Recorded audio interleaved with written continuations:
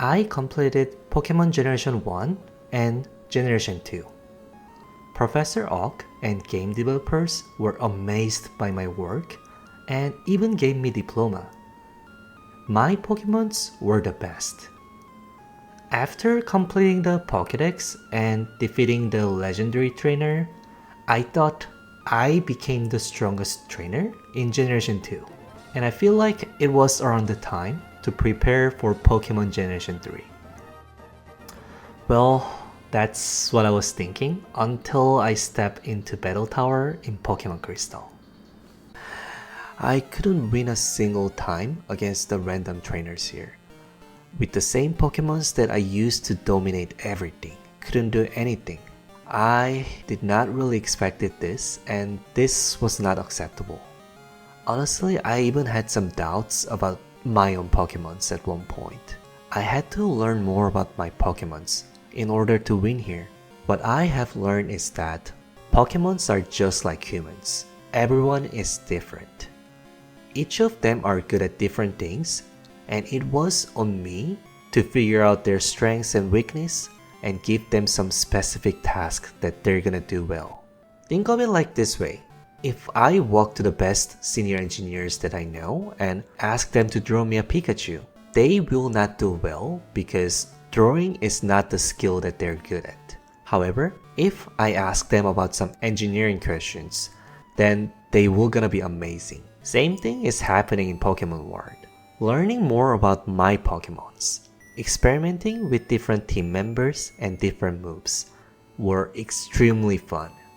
It may sound a little weird, but there were some days where I didn't even turn on the game. I just spent hours writing notes on the notepad just to think about the team building around my favorite Pokemons. And when I see the things that I was thinking and planning actually work against the trainers, well, I need to read more books to express this feeling, but it felt so good. I think I got addicted to Pokemon even more. Battle Tower in Pokemon Crystal turned out to be one of the best Pokemon experience that I have ever had. And I have never even heard about this place before. This video is not a guide teaching you do this and you win. Instead, I will share my journey through the Battle Tower, my thought process for building teams around my favorite Pokemons, looking for the winning strategies, and making it all happen from breeding to victory. In the end, I think I built a perfect team that can beat anyone, which I'm very proud of and excited to share with you. Let's get into the details. For those who don't know, the Battle Tower in Pokemon Crystal is a special building located near Olivine City. There are 10 different level brackets, where each bracket increases by 10, and only the Pokemons who are same or less than that level can participate in the brackets. We can only bring 3 Pokemons, and we have to win 7 battles straight. Win them all, and we get 5 vitamins as reward.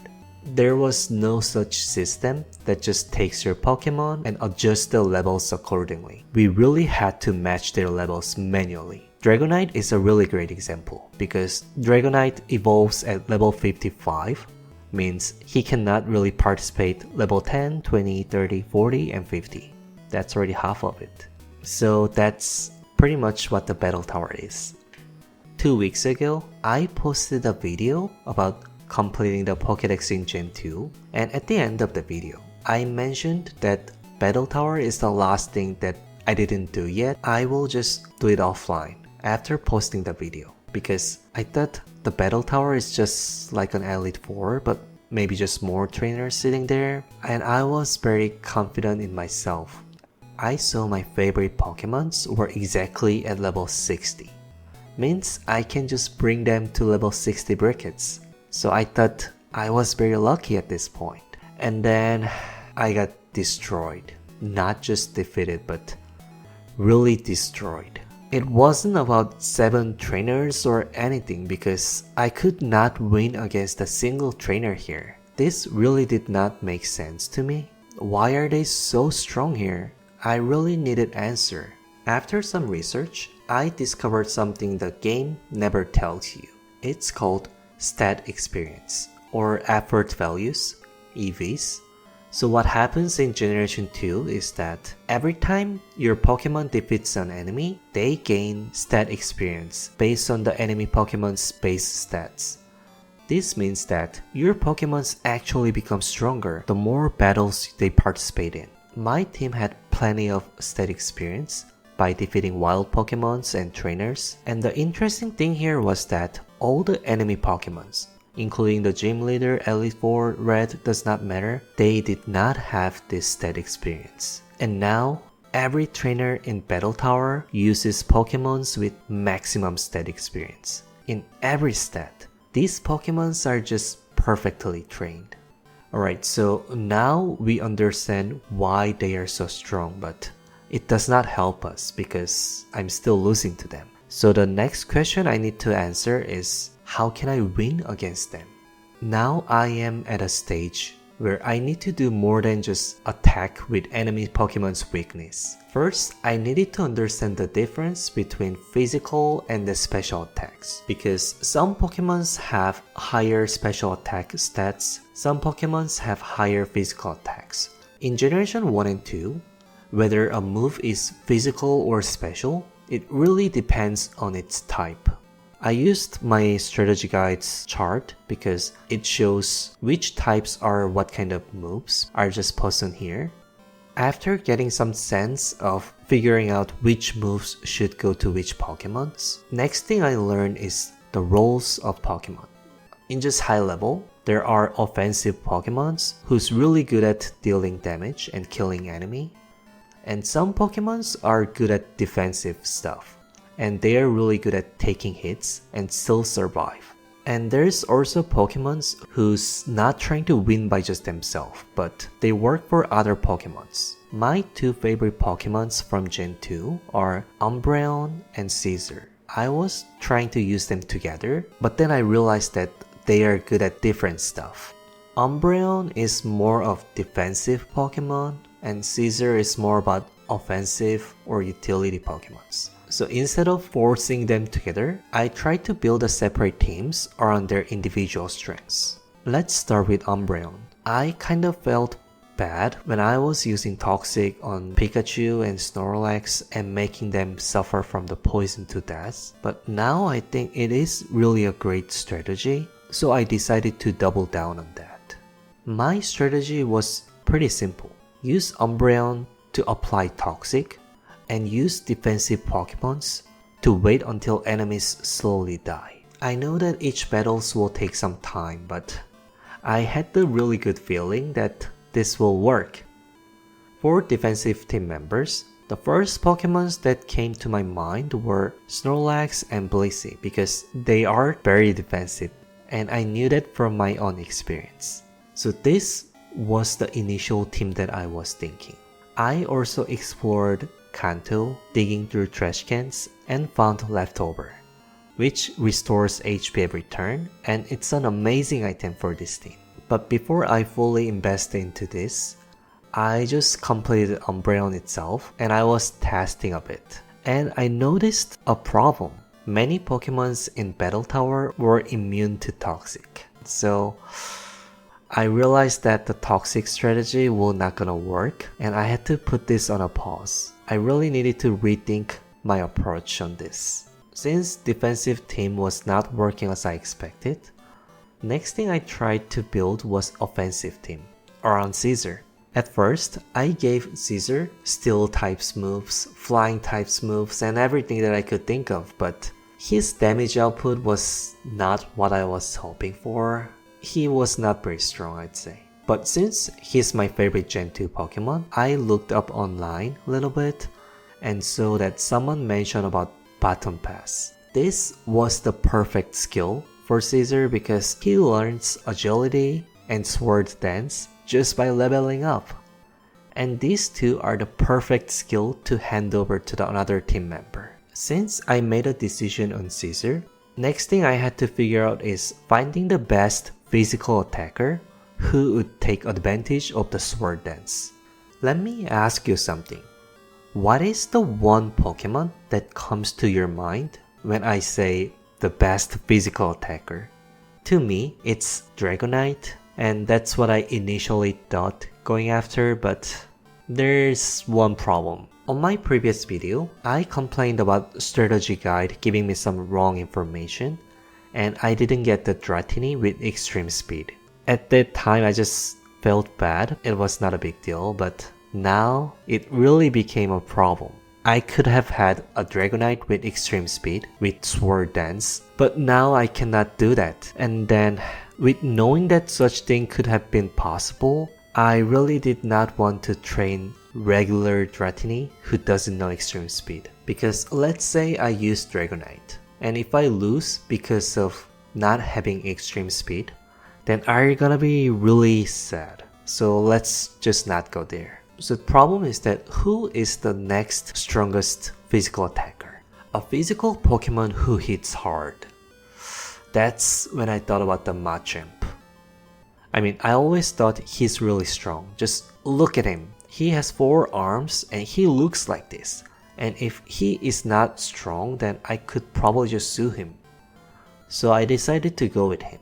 Also, his final evolution is done through trading, just like Caesar, which is really good for Battle Tower because it means I can start using him from level 30 bracket. Dragonite can only join from level 60, so there's another advantage of not using Dragonite. At this point, initial team and moves I was thinking is something like this. When I see these members, I thought maybe it's a good idea to add a special attacker, just to make it more balanced. So I added a Gengar for 3 different reasons. First, he is a very strong special attacker. He got 3 stars on the strategy guide. Second, Gengar is also a trait evolution Pokemon, just like 2 other Pokemons from the team. This means the theme of my team is the trait evolution team, which will gonna dominate from level 30 to everything after. And the last reason, Gengar is my favorite Gen 1 Pokemon. For the moves, I really enjoyed using his Hypnosis and Dream Eating combo in Gen 1. So I wanted to do it again on here. The strategy was simple. I will use Caesar to set up the Sword Dance and Agility and use Bottom Pass to pass to the Machamp, and he should sweep everything out. And even in the worst case, I still had Gengar as backup. This really looked great on the paper, so I felt this is the team that I was looking for. And now I just need to make it happen. And here is where things got a little bit complicated because Caesar or Scyther does not naturally learn Bottom Pass. I needed to breed it as an egg move. For this egg move breeding, I needed a male Pokemon that knows Bottom Pass and a female Scyther. Ledian learns Bottom Pass at level 38, so I did some grinding, teach it, and then put it to the daycare. After breeding, I was able to get Scyther with Bottom Pass. It worked! Since I got all the members and I have the Scyther with Bottom Pass, I grinded and made them to the level 30. And when I actually made the team, there were another problems. It's the moves. Scyther learns Sword Dance at level 42, and Machamp learns Cross Chop at level 43, and Gengar learns Dream Eater and Destiny Bond on level late 30 something. And this means I can start using this team from level 50 and after, which is not what I was expecting. I had to make a life decision here. It's either I give up level 30 or 40 brackets, and other option is find a way out. Out of all the problems, Sword Dance is really the skill that I just cannot compromise. The whole reason why I built this team is to use Caesar, and without Caesar's Sword Dance, this whole team's concept isn't there anymore. This is the time when I realized about something. When I was playing Generation 1, my Sonic was using Sword Dance and was killing everything. And I am pretty sure I used TM to teach him Sword Dance. So I was like, instead of waiting Scyther to become level 42, maybe I'll just use TM to teach him Sword Dance. There was no TM in Generation 2 for Sword Dance, and it's only in Gen 1. It's not a problem because I had all the items and TMs, in Gen 1 because I played red, blue, yellow 3 different times. I thought my Gen 1 games are now retired, nicely and respectfully, so they were now in protective box, but too bad. They still have some jobs to do. Before we go further, let me ask you something. Does everything make sense to you so far? Yes, right? Good, because that's what I thought. Nope, I was wrong. It almost worked, except I forgot one of the conditions to trade between Gen 1 and Gen 2. Since Scyther knows Bottom Pass, which is a move that did not exist in Gen 1, I could not trade him back to Gen 1. Using Gen 1's TM was not an option anymore. Since I took out Gen 1 games from the box, I had to take something from them, and I found something interesting. In Gen 1, there's Explosion TM available, and Gengar was able to learn it. It sounded really fun to make my Gengar explode. I got something from Gen 1, but I still have the main problem to solve. So what I tried next is something called chain breeding.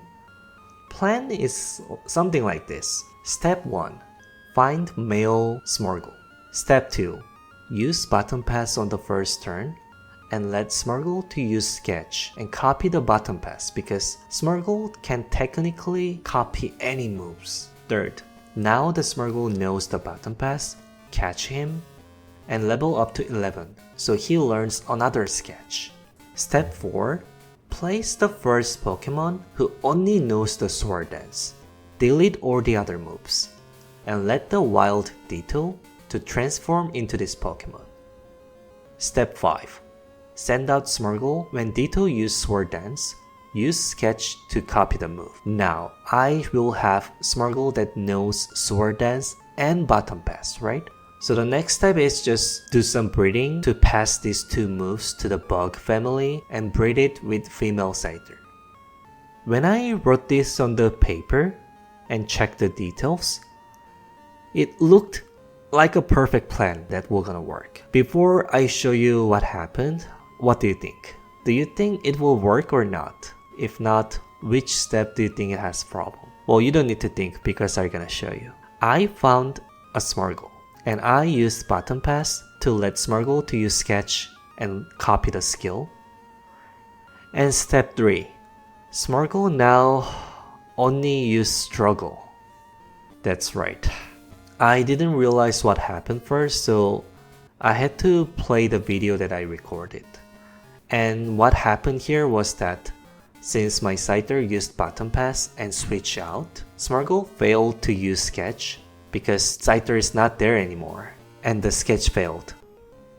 So yep, that's the problem. Yay, I failed. I was quite disappointed and I wasn't sure what to do next.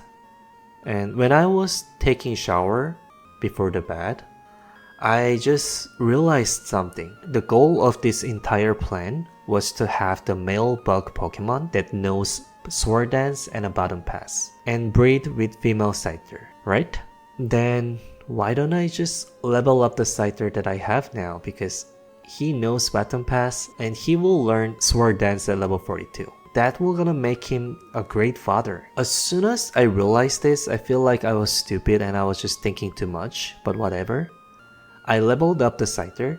Now he knows Bottom Pass and Sword Dance. And I start breeding. Based on my understanding, the male Pokemon is the one who passes the move, and female Pokemon is the one who decides which Pokemon will gonna hatch out from the egg. Since father knows Sword Dance and Bottom Pass, this was a guaranteed success. That's what I was thinking, and for some reason, my baby Scyther did not know Sword Dance. And I had to look up online, and I realized what was the problem. I was almost right, except one part. There are two types of move breeding. For special egg moves, yes, the male Pokemon needs to know it to pass to the child. But for moves like a Sword Dance, both female and male parents need to know this move. If both parents know a move, and if it's something that a baby Pokemon learned by leveling up, then parents can pass this move to child. Finally, the chosen one was born. the level 5 Scyther, who knows Sword Dance and Baton Pass from the birth. I spent way too much time than I expected, and sorry about taking too so long, but I was finally able to build a team that I exactly wanted from the start. I almost thought it's not possible to make what I want. I was even thinking about just give up and level my Pokemons to level 50. I'm really glad I didn't give it up. And here I am. Let me introduce you my final members of the Battle Tower. First member, our setup specialist, Caesar. It's not just regular Caesar. He's the chosen one who knows both Sword Dance and Baton Pass from the birth. His job is not to win battle just by himself. He's here for the team. Next Pokemon is the Machamp, our main damage dealer. Look at his forearms. It just proves that how strong he is. With the stat boost from Caesar, he can probably one-shot all the Pokemons except just few. And final Pokemon. It's our special attacker and emergency closer, Gengar. While my strategy mainly works around Caesar and a Machamp, Battle Tower's trainers are quite unpredictable and they just sometimes hit critical attacks like it's nothing, so I need some backups. And that's where Gengar comes in. Also, I'm not sure if you noticed, but there are some updates to Gengar's movement. At first, I was thinking use Hypnosis and Dream Eating combo, but when I actually tried it, I noticed that it's not really reliable because it has low accuracy. And I would say the Pokemons in Battle Tower is really lucky in many ways. They always dodge my skill and they always land Thunder or critical attacks very often and at the worst timing. I realized that accuracy is something that really needs to be considered here. Oh, and with this updated Gengar's moveset, I think I made a perfect team that can handle anyone, at least on the paper. And let me explain why. This is the notes I was taking while building the team to make it easier for me. In Generation 2, there are 17 types. And as you can see from the screen, my moves cover every single one of them. There is not a single type that I am not covering, which I'm proud of myself on this. Alright, so I talked a lot, but real question is, how was the team, right? Let me show you. When the strategy works as planned, it's beautiful to watch. Here is the perfect example how I was hoping this to go for. Some trainers just give me enough time for Scyther to build up all the buff and use Baton Pass to the Machamp, and it shows a complete sweep after proper setup. One hit KOs against all the Pokemons. What I'm showing is more like a happy case, but let me show you when it does not work. Sometimes Scyther cannot use Baton Pass at all. He has Focus Band, but it's just not doing the job. And sometimes enemies always use Thunder without missing, and sometimes I think they are really smart. For example, on this battle, my Caesar was alive and he was the last Pokemon. Since I had a Gengar, I was planning to use Ice Punch once and then use Explosion because I have another Pokemon, he doesn't. I'm not sure if he knew this or not, but he used the lore to bring out Caesar and kill it. So my Gengar cannot use Explosion anymore and I lost. After some retries, I was able to secure 7 straight victories and it was so satisfying. I won. I honestly think it wasn't because I was good at it or nailed it, but honestly, luck played a huge part this time. But as I told you before, I couldn't win a single trainer in the beginning, and now I won 7 times with my favorite Pokemons. I am very proud of myself on where I am at the moment, and most important thing is it was really fun. Thing is that it's not over. Yes, I won at the Battle Tower, but There are still 9 more level brackets that I need to go, which I will need to train my Pokemon first to the next level bracket. I wanted to share my journey of Battle Tower, how much fun I had with it, and what challenges I had to face.